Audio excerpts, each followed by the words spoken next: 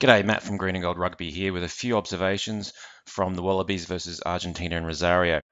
Now, one of the big problems for the Wallabies this season has been their defence.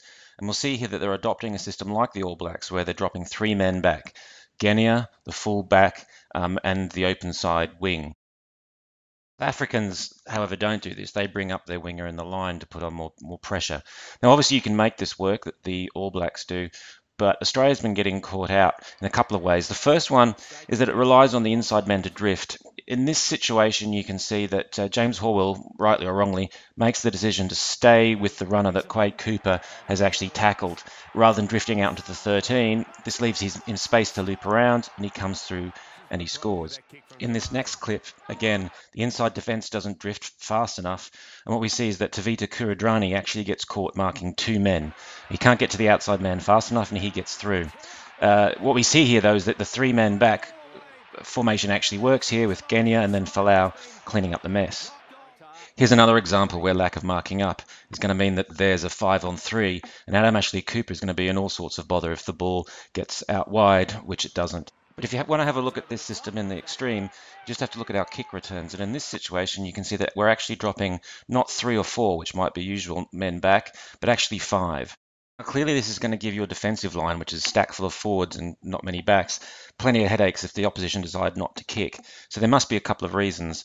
One, obviously, is it gives you an counter-attacking opportunity. But the second, I think, is also to discourage the territory game from the opposition because simply they can't see the space and don't get the pay from it.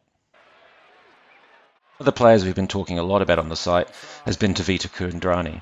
Now, obviously, in this pattern, there's going to be a lot of pressure on those outside men, 13 and then the winger.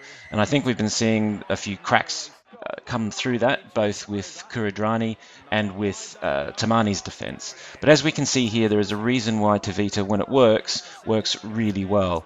He's actually a great spot tackler. And in the last couple of games where he's been playing 13, he's been making some great hits.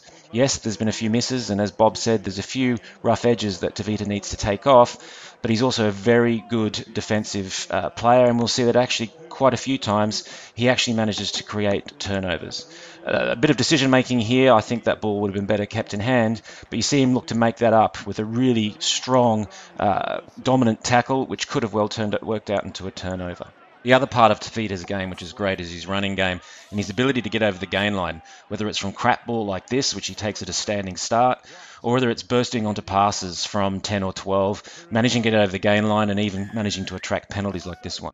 Now, Australia's latest sporting hero is the bush ranger Scott Fardy. Here we see him ranging out wide and almost scoring a try, and one of his characteristic no-fear turnovers.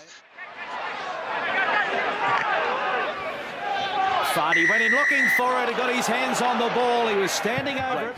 It's in this scrum in the 54th minute where Australia are down to just 7 men that I thought something pretty remarkable happened. Here you can see the tight head, Kepu, has gone backwards, but then the scrum manages to regather, and you'll see that Fardy, driving up together with Faenga, managed to get a shove on here. Not only that, he managed to get out of the second row and pilfer a turnover. Common wisdom is that he's not big enough to be an international lock. Maybe that common wisdom is wrong. Now, everyone will agree Quade Cooper had a much better game on Saturday, but here are my couple of highlights, and they might not be the ones you'd be expecting. Here we see Quade Cooper get caught. Now, instead of some sort of a chip kick or strange offload, he takes it to ground, we get a quick recycle, and we almost see a try from Scott Fardy. Again, it's not on, but instead of trying something that's low percentage, Cooper takes it to ground, and we get the recycle. Finally, I've been asked to have a look at the Rob Simmons incident. Was he in fact just standing his ground, as this replay might indicate? Well, actually, if we slow down the real-time play, we'll see that Simmons actually doesn't just stand his ground, he actually changes his line in order to hit Contempomi. So we'll see here he goes, he changes, and he puts the shoulder in. I think that's a pretty clear yellow card. No arm.